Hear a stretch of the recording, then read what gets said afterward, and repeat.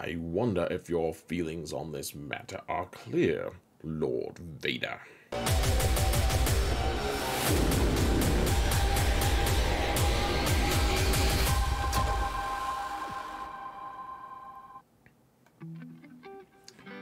Hello everyone, and welcome to another episode of Xaereth Prevails, a Grand Arena story. Or more like a Grand Inquisitor story. We've got a lot of footage against Grand Inquisitor and his team, guys. This is a good one, and this guy's a lot of datacrons, way more than me, and it's a story of bravery and resilience. I'm sure that's how it'll end up going down. So, here's the situation. We're facing Basara, or something. Basara! I'll keep wanting to say it like that for some reason. It's not trying to be insulting, though, I promise. He's a little bit more GP than me. We're rank number 226 right now, so we've moved up, about doubled our rank, or halved our rank, whatever you want to call it. We started this season somewhere close to 400, so moving right up. But we still have, after beating that cheater, we still have some work to do. And this is the guy I really didn't want to face. Well, actually, there's two of them. And teeny spoiler, the next match is actually against the other guy I didn't want to face. But that doesn't mean anything. Well, in terms of the final result here, I promise, guys. I'm not going to reveal that because I don't ever do that. So I do have better mods than this opponent, though. He has good mods. They're just not quite up to my lofty standards. I mean, I actually didn't realize there was that much green in the entire galaxy. But it's pretty nice. It's gratifying to see that I can have that much dominance in mods. Especially, look at that. Look at the 6% offense mods, guys. I am just killing it. It makes me feel good. Relics, however, is another matter. He's got, I mean, in 7, 8, and 9s, he's got me beat pretty soundly. Especially in 9s, which you guys will note. There's some significant investment there in the datacrons, guys. He has... Right now in this compare, he has 3 level 9s. The reality is he only had 2 for this match, so I didn't know which ones he had going into the match. So here's what I placed on defense. We placed... So I kind of think of Starkiller as a 7th Galactic Legend in a lot of ways, and so out of my 7, I like to try to put at least 4 of them on defense when I can, just to force my opponent into something uncomfortable if it's at all possible. So put Starkiller in the back along with Sith Eternal Squad and Rey, and then up front, all I did, I just put Lord Vader in there with 8th Brother because I had anticipated putting my Grand Inquisitor team on defense, and then at the last minute I pulled the Grand Inquisitor team and added, I think it was Treya, I believe that was the team that I put in its stead. So that's what's going on here, folks. And yeah, this sorry to clear my throat. This is a pretty tough defense. There's not really any wiggle room for my opponent. Like I didn't want to put any easy teams to beat here. In return, he placed a pretty gross defense of his own. So he's with Lord Vader with an okay datacron. I think he had the reset datacron, the reset cooldowns. He had Rey with the extra resilience datacron with extra turn meter. I think she got the turn meter bonus. And then Jedi Master Kenobi has, I think, the stun cron. I don't know, guys. I actually made this video and it got corrupted, so I had to retake it, and I don't remember all the things, and I've already played another match since then. So it's getting a little fuzzy, and I apologize for that. I do remember a lot of the particulars, though. So then he had his Relic 9 General Skywalker up front as well. On the top, he didn't really let off the gas. Look at that Relic 9 Grand Inquisitor team with Relic 9 on 9th Sister, Relic 8 on a couple others, and 7 on 5th. And then he has the level 9 stun cron that gives you gives you extra bonus turns for Second Sister every time someone's stunned. It is truly a magnificent team, and he modded it well. We're gonna have to deal with that at some point today, folks. There's also this Darth Revan team. I mean, everything. This is all just really good stuff. I mean, I'm very intimidated here, guys. The Darth Revan team has a Relic 9 on Sith Empire Trooper. I mean, and HK, that's a very powerful combo because your turn meter is going to be stymied a little bit. There's a lot going on here, guys.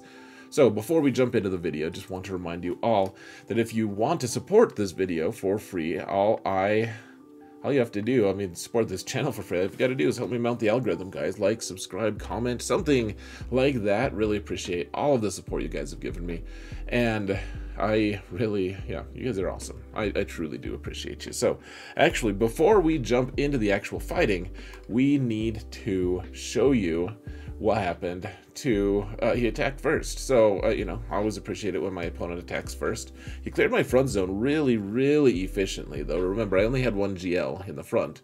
Well, in the back, I was gratified to note that Starkiller had actually defended a couple times, so that was cool. He killed the other two, which is disappointing. I thought that especially because he beat my General Skywalker team so easily, I thought that I was going to be in the clear in terms of that, but clearly not.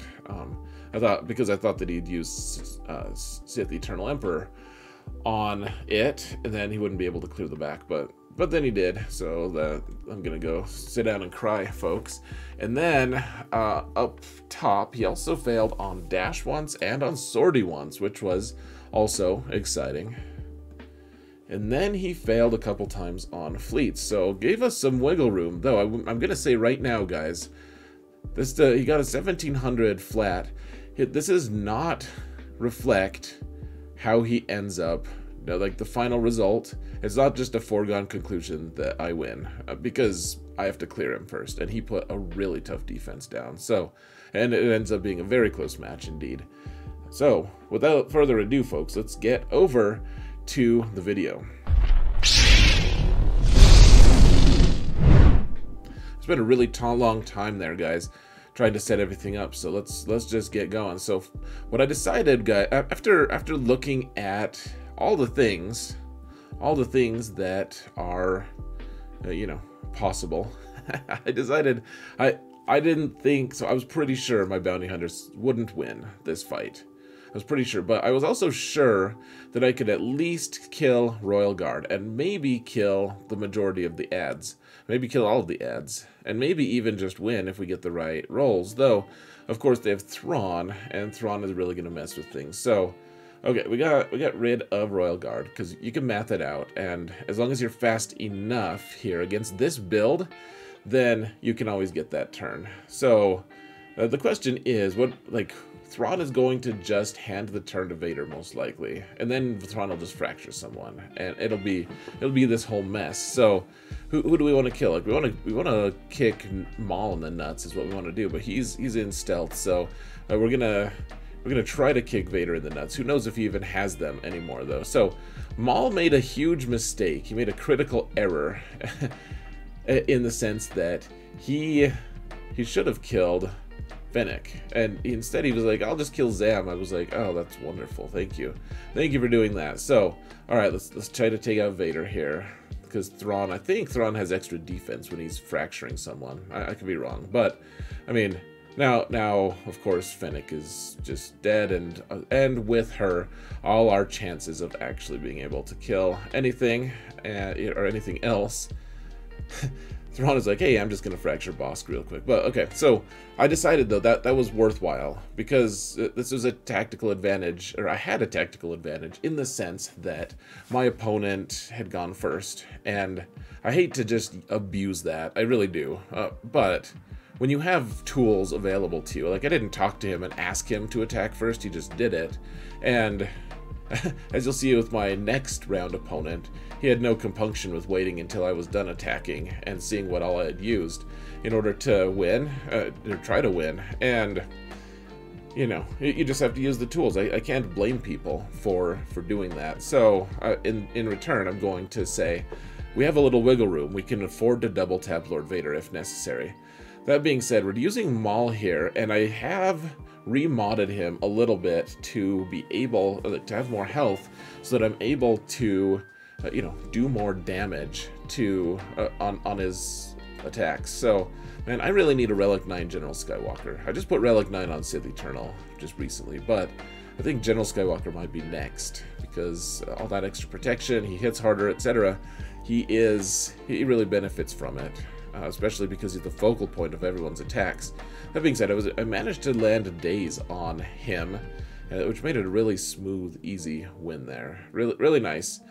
Got that Maul modding up better, and we're good to go. Alright, so we've got Kenobi here, and here's the thing. This Rey has the I'm harder to kill or Datacron on her, and it's hard to be, and she also, this whole team also has the we all gain a bunch of turn meter whenever whenever things don't go our way. Now, whenever we don't have enough buffs on us, the whole team gains a bunch of turn meter, and which makes the team incredibly fast, and it makes it so that you can't really get a turn hardly ever. Okay, so Clone Wars Chewie is here as a fill-in tank because we need General Kenobi elsewhere. And I mean, really, Clone Wars Chewie, I need to remod him, but he's really pretty good here. So, you know, as a tank, as a fill-in, he's Relic 5 and everything. In a moment of weakness, or maybe just pure insanity, I decided to mod him. I decided to Relic him, but yeah, he's actually been a really good fill-in. So we're trying to get Rey to damage immunity, and it clearly didn't really work that well. Unfortunately, I have only myself to blame. I was just kind of a mess, just kind of all over the place there. I probably should have hit her more consistently, but okay. So she finally came out of ult. Great, we survived. Now let's continue on. Let's try to get her into good damage immunity. Good. Remember, we don't have a Datacron here, really. Maybe I was using one, like a small one, but nothing crazy, actually. So, you know, this is kind of the B team. Like, we got Padme here. Like, we're just trying to throw in Galactic Republic characters that we can spare. Mostly it's just Kenobi and the Togruta sisters, or whatever you want to call them. Look at this, though. My cat tanked a Whirlwind against a Relic 9 Rey. Pretty awesome. Pretty awesome stuff. And the thing is, normally they gain all this turn meter, guys. And this is one of the reasons I've been actually a little bit enjoying this new GAC format is, you know, with Datacrons, is you have to adapt to these new changes. And I'm not saying that everything about Datacrons is great. In fact, I think there's some hugely problematic things about them. But I will say, like, having the meta show up, like, change and shift is actually kind of fun, because we aren't letting them gain turn meter because we used Kenobi here. Normally I don't have Kenobi on offense, but when I do have him on offense, like, we can totally shut down that version of Rey, at the very least. So, I don't really know if that's a point in Datacron's or, you know, in their favor or not, but it is what it is. So, alright guys, now you're going to see another version of Datacrons just being ridiculous. So he's got a good Datacron on Kenobi, I believe. So we've got Jedi Master Luke, and here's the thing. I want to save my Jedi Knight Revan team to be available for some other comp in the back. Like, Jedi Revan teams are always really nice. And so normally you need Jedi Revan to go with the Jedi Knight or Jedi Master Luke to be able to counter Kenobi. But with Aayla here, all you have to do, we have stun, we have the stun on special with no resists move, and then Aayla gets a bonus turn. So Galactic Republic stun on stun on a special. As you can see, even if you don't connect, you still stun them. And then Aayla gets a bonus turn. Remember, bonus turns are different from turn meter. Aayla gets bonus turns despite the fact that Kenobi here, I mean, you can see they're stunned. They have the stun cron as well. But we're able to, you know, bypass his stipulation because she's not getting turn meter bonus, which is the thing that Kenobi stops. She's gaining bonus turns, which is not, doesn't have anything to do with turn meter at all. So, okay, so let's stun Padme. I mean, we'll just keep all of them stun locked forever if we can, you know. And what I should be doing here too is I should be calling Shock T to dispel that tenacity up. So then I can always stun with Aayla against Cat. So there's a really thick Cat. We need to take her out as quick as we can. And otherwise, I mean, yeah, it just takes a while. It just takes a while. But yeah, let's just keep getting Aayla all the bonus turns. And it's just stupid how many turns we're taking, guys. I could have done a special there and stunned Snips, but whatever. I think I'm also still learning how to use this team. I mean, gosh, we gotta hurry up, man. We got a minute and a half. We've only killed one character because this Cat is so ridiculously thick. There we go. Okay. So we're doing good. Okay, we're doing fine-ish. We have tenacity up, so we didn't get the bonus turn. Like, what the hell, man?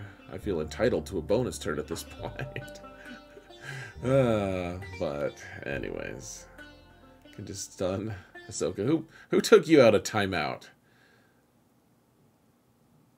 Couldn't click. All right, let's just put it on auto here. Apparently,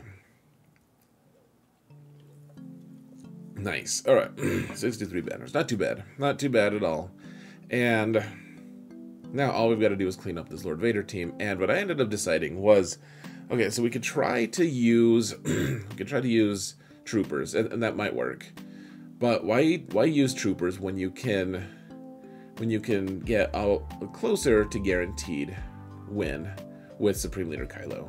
Like, if necessary, I guess we could use troopers after this to be able to clear him. But yeah, it's a whole mess, guys. It's a whole mess here. So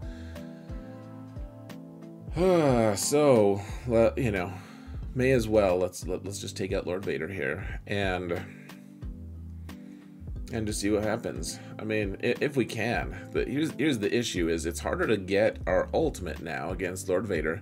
He does have the health steal, or at least a bunch of health steal from one of his datacrons, which makes this counter easier, because the thing you need to note about Lord Vader, that the interaction that's almost one of the most key things that I don't really talk about that much, but if you can get him up to over 80% of his max health, then you can crit him. If you don't have him over that, then you don't do much damage. So you saw we just did a bunch of damage to him, but it wasn't enough to kill him because we haven't ramped up enough with Supreme Leader Kylo. And so the idea here being we don't want to ramp up our damage, and then eventually he'll do enough health steal that we'll be able to just one-shot him. It is the idea, as opposed to just like slowly, barely managing to take him out. So okay, finally we get the ult, and the question is, do we want to do pokes, or do we want to do swipes? And we don't really have time. We have a minute and a half left here. And so we want to do swipes. That's going to increase our mastery because we have a decent amount of stacks built up. And poor old Watt is no longer with us. But who really cares? Who knows how many zombies we've killed? Okay, so we almost just finished off. Almost finished him off in one hit, but then he. Hey, look, Watt's back. Look at that. Oh, and Lord Vader's out. Goodbye, Lord Vader. Okay, thank goodness we got through him. I mean, I was starting to worry there, actually, guys, but we got through him. All right, he's got Darth Revan here now. We've got to take out Darth Revan, and the problem is, of course, the Sith Empire Trooper is rough, especially with HK, because you can't give bonus protection from ranged trooper. So what you need to play the game a little bit. You have Dark Trooper do his half step so that, you know, everyone else gains buffs, and, you know, he's going to be able to have a turn in a little bit. Veers needs to cycle through and wait. Also, keep in mind, note that with Stark, normally you want to do the buffs, the first special, but under this particular comp, you need to chew through this really thick Relic 9 Sith Empire Trooper. So Stark on basic gives himself, or gives the other guy defense down, which is hugely important against Sith Empire Trooper. You need that to happen. So finally Veers gets his second turn, and that's when you need to pop your mass assist. And you hope that it's going to actually kill Sith Empire Trooper. You just gotta hope. And this time it worked. I mean, you need pretty strong mods to be able to do that. You need, or pretty strong relics at least, to be able to get through a Relic 9 Sith Empire Trooper. But okay, so Malak, he's like, oh, I'll just drain you once, and then we'll be good. And now finally, Range can do his stomp move, so we can get retribution and everything. I thought maybe I'd get all clever and just take out Malak real quick.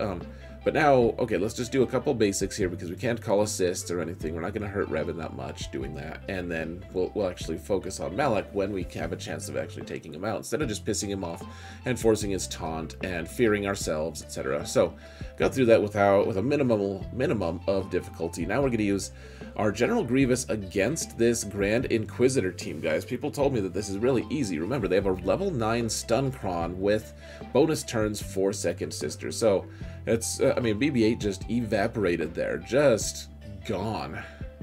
Just gone. Oh, hey, look at that. We got a new sub. That's fancy. I think someone donated 5 subs. That was so awesome. Man, really appreciated that.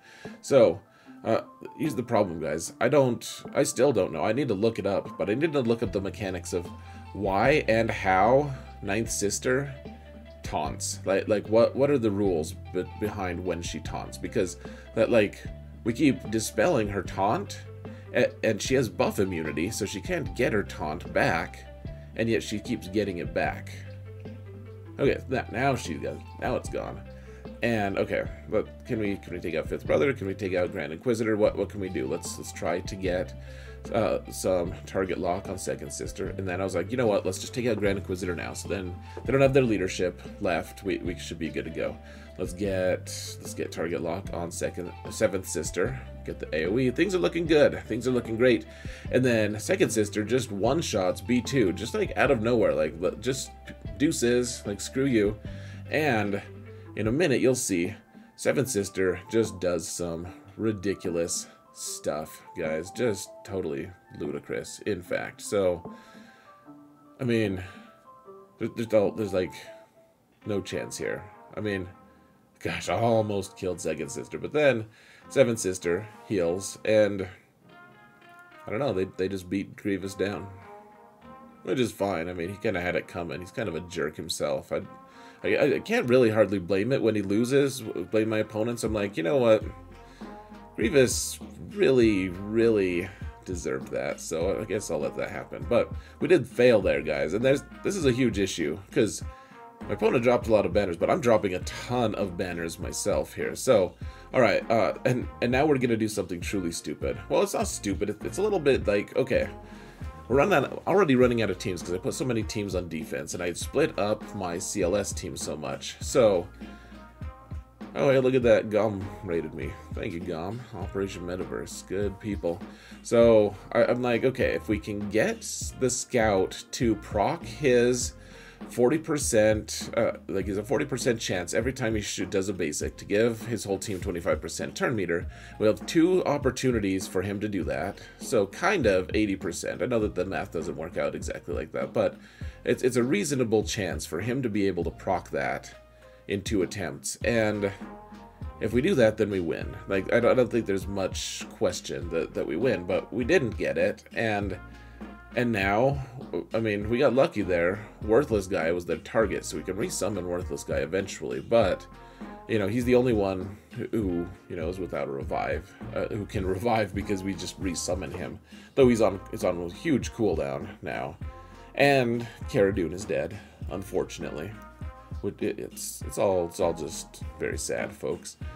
So the question, I mean, I'm like, let's just try to do some damage. Like, maybe we take one of them with us. And Pow's like, oh, I'm just gonna die instead. Like, can I just die, please? I volunteer as tribute to just die. Did you see how many debuffs were on Kyle Katarn? And Maul Mandos was like, you know what? I'll take care of you, Kyle. Even though we're going to lose this fight, I'll take care of you. And so I'm just trying to make the best of this situation. Just seeing how far I can push it. Because if we can ramp Kyle up enough, he might be able to do his saber toss and actually just one-shot someone. Like, it's not worth giving up yet. Like, it's looking pretty grim, but Kyle Katarn, he's one away from, like, okay, so he's assisting now. He's got his full Jedi buffs now. I mean, he's dead, but he was starting to ramp up, is all I'm saying. All right, so I exited before. I was trying to avoid loading their turn meter, but that kind of failed. At the end of the day, you could tell because it looked like my 8-year-old's mouth, you know, like with all the gaps of protection and health missing and everything, just like my 8-year-old is losing his teeth. So anyways, we're gonna use Jedi Revan here against this Dash team, and you know, man, we're just leaving. We've already failed 3 times, guys, and who knows what he's got in fleets. And gosh, we're running out of teams. It's even more desperate, guys. We can't afford many more slip-ups at all. We're getting through this Dash team, though, at the very least. That Dash team does a lot of damage. Like, it's scary to use Jedi Revan against Dash sometimes, guys. Like, a really high relic Dash team probably does some pretty dirty things to Jedi Revan, actually. So, alright. Now we're in the live segment of this. And as you saw before, I preloaded this BAM team, and so we do have Qui-Gon Jinn with Anakin. We have Ki-Adi-Mundi. We have a few Jedi, but man, it is really sketchy because they don't like to kill Qui-Gon. And what happens is when Bam does his Whistling Birds, he might kill Qui-Gon, but he'll also put the healing immunity on everyone else, making it so your whole team is just stuck on 1 health and 1 protection, and it's easy pickings for the rest of the team. So I wanted to be able to beat this team, of course I did, but it was going to be extremely challenging to do. And I mean, we're down to some pretty bad teams, guys. Like, there's not much left in the tank. So, I mean, can we get to the finish line? They've still got a bunch of decent teams left. This is only in the top zone, and then they've still got 3 teams in the back. So, can we make it? I don't know. Find out in this live segment. I'm glad we remembered to bring, or that we kept, Ki-Adi-Mundi.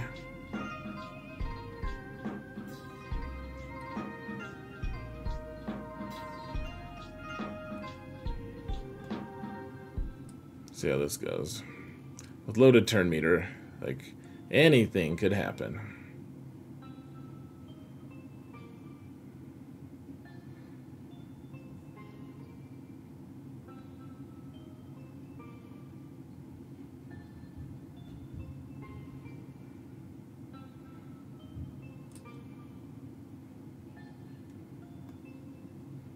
Alright, just do a hit here.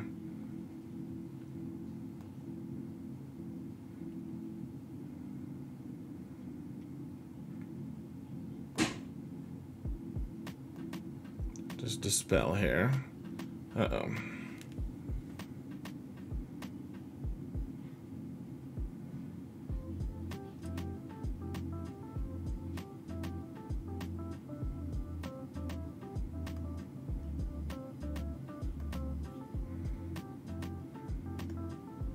There's poop stance.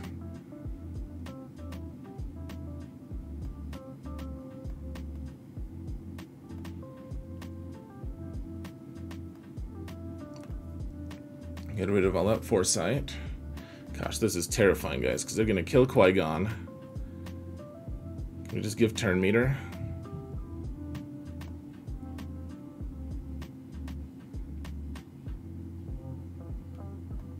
Oh, they didn't kill Qui-Gon.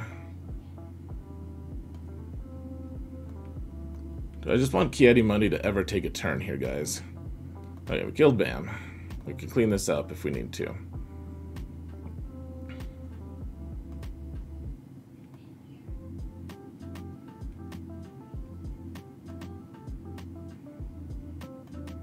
They're just like, we just don't want to hit Cam. Or Qui-Gon.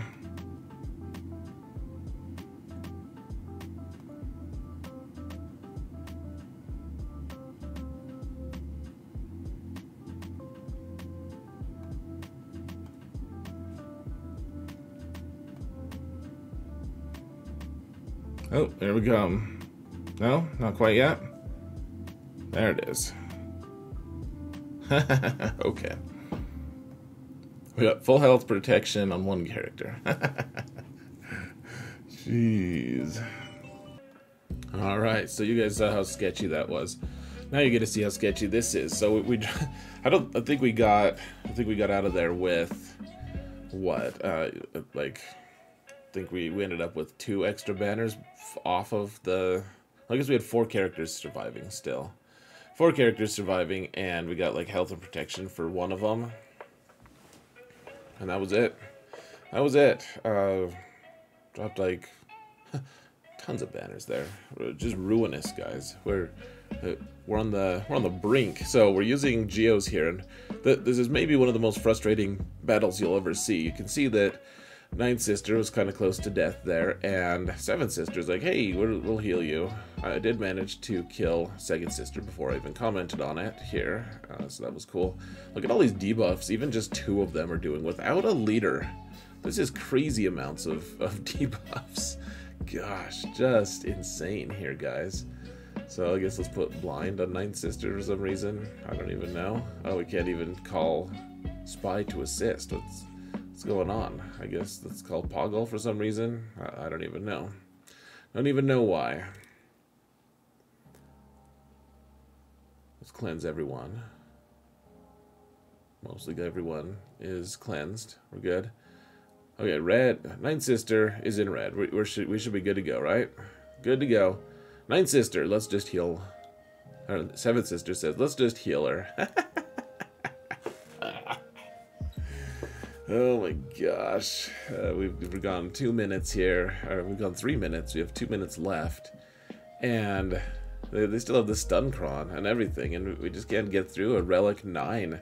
9th Sister with their Datacron here, guys. Just can't do it. Finally can do it. And then 7th Sister's like, oh, everyone else is dead. I guess I'll just go ahead and die too. So, thank goodness for that. But, jeez. What a mess. What a mess that was. So, let's see, what fleets does he have? Oh, of course, he's got really good, all the good fleets. So, lots of chances to fail there. Now, this is a funny one, actually. So his Iden didn't have the Omicron, and they took TIE Fighter Pilot so that my Wampa would go in and just fail, because Tenacity down on basic from TIE Fighter Pilot spells certain doom for our heroes. But that also means that their Iden doesn't get the bonus turn meter at the start, and they don't get the cool healing from out of turn attacks. And so I was just able to go in and nuke their Iden before she even got to go. So that was kind of a fun one. 64 banners. And now, all right, let's use Bad Batch on their own Qui-Gon. This is a really highly invested Qui-Gon team. I mean, they've got all good characters on it, and so I guess we'll see if we can actually manage to make something work. I don't know. I did manage to land the 2-turn stun on Anakin. So he's trying to take all these bonus turns, but he can't because he's in stun. He's stun locked for a little bit at least, and we just got to keep going. Got to keep moving. Let's do this. Let's do it. Okay. We got him. Anakin's gone. Everyone else is gone. 65. Good. Good. And now I didn't have anything left. At first I was like, okay, let's use Omicron, Akbar with CLS and a bunch of losers and hope we can beat this crew team. That might have worked, though. I didn't have any healing immunity. I didn't have anything. And I was like, you know what? I forgot that I have Grand Inquisitor here. He was going to be on defense, so I decided to take him. We don't have any Datacrons or anything that we're using. This is a pretty standard crew team. It doesn't even have Hux on it. So the idea here is we just want to save our dispels for when we need them, because there's two tanks here, two tauntings. I don't know what that means. Two people who can taunt. And so I'm trying to take out Red Trooper. He's got that crit immunity. He's in the red though. We got him right easily. No, First Order Stormtrooper's like, hey, I got this. But Fifth Brother has the mass dispel, which is pretty fancy of him. And now we need to dispel this taunt from this a-hole. And We got healing immunity on Red Trooper. Took out Red Trooper because Red Trooper probably just one-shots the whole team. Remember, all my guys are Relic 5. I guess Grand Inquisitor is 7, and Ninth Sister is 6. But I mean, they're pretty close to stock. And yeah, we're gonna take them out here, guys. This is gonna be great. I think. I'm sure of it. It's going to be good. In fact, it is good because we have healing immunity. We have all the tools we need. Chat was telling me that they were sure I was going to fail this. And I was like, you know what? I don't think you understand. Like, this team isn't terrible. Like, it's not just, doesn't just lose to everything. Like, Grand Inquisitor team, it doesn't look great because we can't kill Galactic Legends, but it takes us so much investment that we feel like we need to be able to kill Galactic Legends in return. But in reality, I mean, yeah, it doesn't. If his main, like, if his main value is just killing Galactic Legends, then yeah, he's totally worthless. And if his main value is only killing crew teams, probably not worth the investment either. But I think we find more impressive things for him to do over time, is my guess. Anyways, we've got some work to do in ships. If we fail once, we can still clear him, but if we fail twice, we are basically just totally sunk. And honestly, if we fail once, we might not be able to clear him anyways. So we took Sunfac here with the Finalizer fleet, just to be able to control Houndstooth. The whole goal of this fight is to control Houndstooth. So you get the stun on Houndstooth, you try to get ability block on Houndstooth, you try to stop Houndstooth from doing things, and that's the whole goal.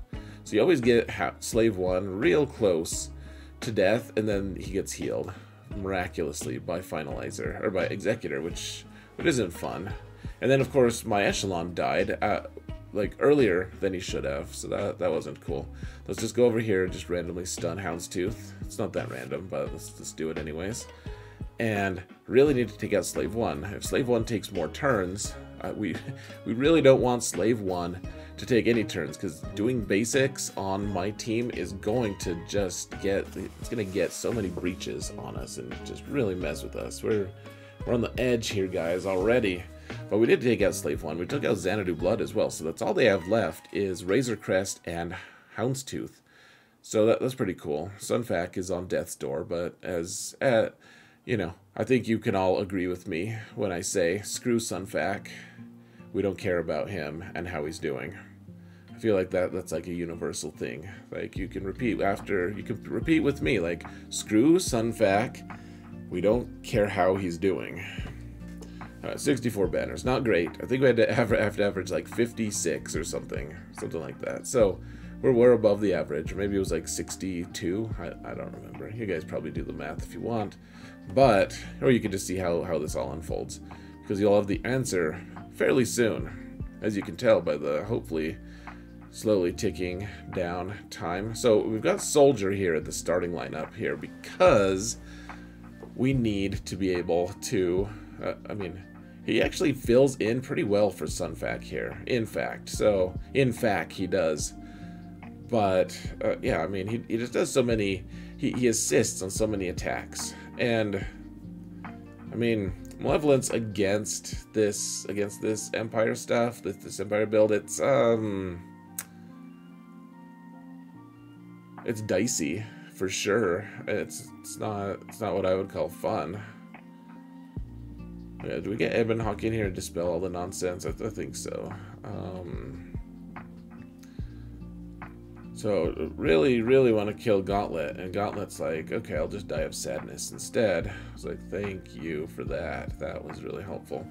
So, alright, Thrawn, he's like, you know what? I've never liked Hyena Bomber, and I always target him. Whenever I want to take out my aggression on someone, we just kill Hyena Bomber, and that's Hyena Bomber's like, oh no. Please don't.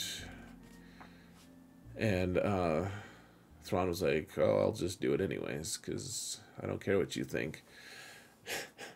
These interactions are really good, really compelling. Clone Sergeant is like, hey, I'll help you, Malevolence, apparently. So, alright. Well, looks like we got through. Thank goodness. 61 banners. Holy balls. Just drop 12 more there, guys. Alright, now we've got Negotiator. He's got Vulture Droid in reserve as the only reinforcement, but Malevolence is weird. Like, it doesn't always call in reinforcements when it can. It's just like, you know what? Maybe I won't this time. Maybe that's just, like, not a good idea for me to do that ever. And, yeah, like, Malevolence should have called in Vulture Droid. Instead, it was like, hey, I'll just cleanse Sunfac for some reason. Like, Vulture Droid would have been devastating right there, but instead, we get the pretty easy win there. That was pretty good. So, ended up with a 1739 and got the clear. Let's go see my final thoughts, shall we, folks?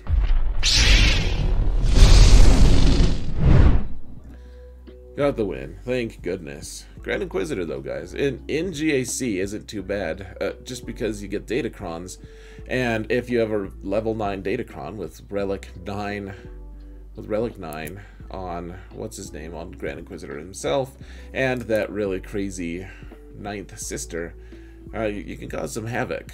It was pretty interesting. And then I used my own Grand Inquisitor to be able to kill that crew team, which was very smooth. Like, that, he can do a lot more than just kill a crew team, I think. We haven't figured out exactly what his limits are, and there's just not many in the game so far. So it's up to us to test it, up to me, apparently. But this is a win I'm pretty proud of, guys. He had really invested in Datacrons, and my next opponent actually also does invest in a lot of Datacrons as well, and that one is quite the nail-biter, as you'll see. It is a crazy one, and I'm like, geez, I really don't have to deal with this nonsense, but it's really impressive. Really impressive stuff the Datacrons can do to a roster in GAC, and so I'm proud of this one, guys. I am. Datacrons are going to change everything. Just everything. There's no question. No question in my mind that GAC is just forever changed. Like, this was weird with a few teams with Datacrons. Think in a few months when we have 3 sets of them floating around, and every squad you use is going to have some sort of Datacron that they're using.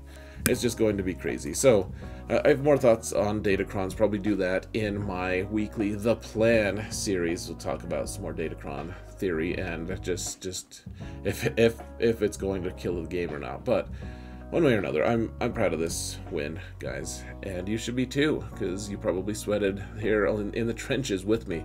Let's yeah, finals next. Can we get into the top 100-ish? That'll be great. But I'm really excited to show you guys that match, actually.